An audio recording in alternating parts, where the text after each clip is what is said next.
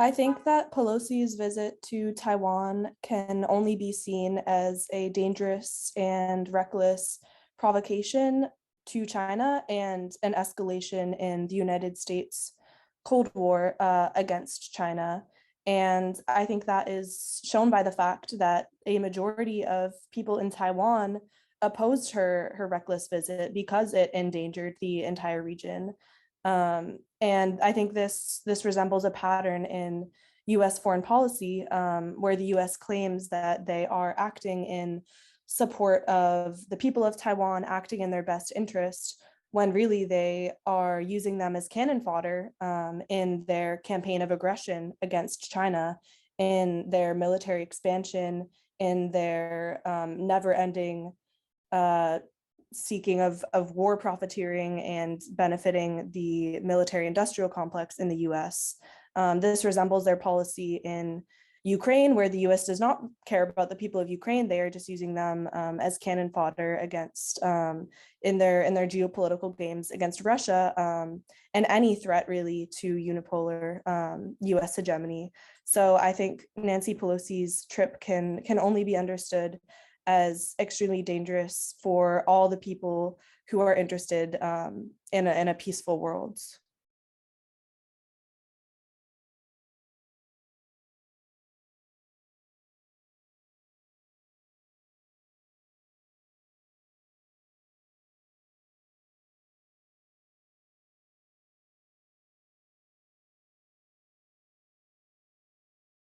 I think it's bizarre that Nancy Pelosi can go visit Taiwan and meet with separatists and support hundreds of millions of dollars in arms sales to separatists, while at the same time claiming she is not violating the One China principle. That is completely incomprehensible.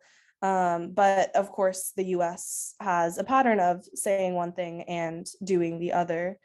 Um, I I think that it is also a matter of a misunderstanding in of regular Americans of the role that China plays in the world. Unfortunately, U.S. Congress allocates tens of millions of dollars a year to anti-China journalism, and many Americans are getting news about Taiwan being in danger, Taiwan being under attack from China, and aren't even aware that the US government's own position is that Taiwan is part of China, which of course goes to benefit the United States, which is counting on its people to know and understand as little as possible about China so that they can understand China as the enemy.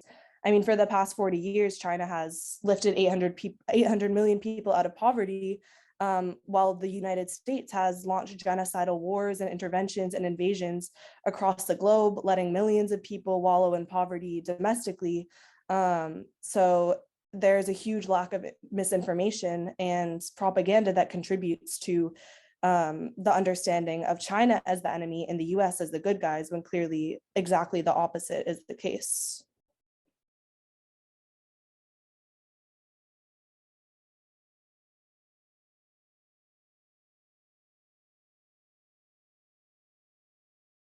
In regards to the sanctions on Pelosi and her family members, Pelosi, like many members of Congress, is a multimillionaire who benefits greatly from stocks trading, from investing in exploitative companies like Amazon and others. And I think it is quite ironic that her visit, which cost U.S. taxpayers like $70 million, is now going to negatively benefit her and her husband's stock investing and trading. Well, they're already under scrutiny for some insider trading deals and other sketchy business. She's also abdicating her responsibility to address problems domestically, to use her power as a Democratic House leader. And the fallout with China is going to hurt Americans and Chinese people and the entire world when the two biggest economies are not cooperating on important issues like climate and like immigration. So again, this just shows how her words are completely backfiring and her actions actually have the opposite consequences of what she is claiming them to do, and it is hurting all working people. But again, she and the United States ruling class don't really care, because to them it is worth it to pursue this aggression against China.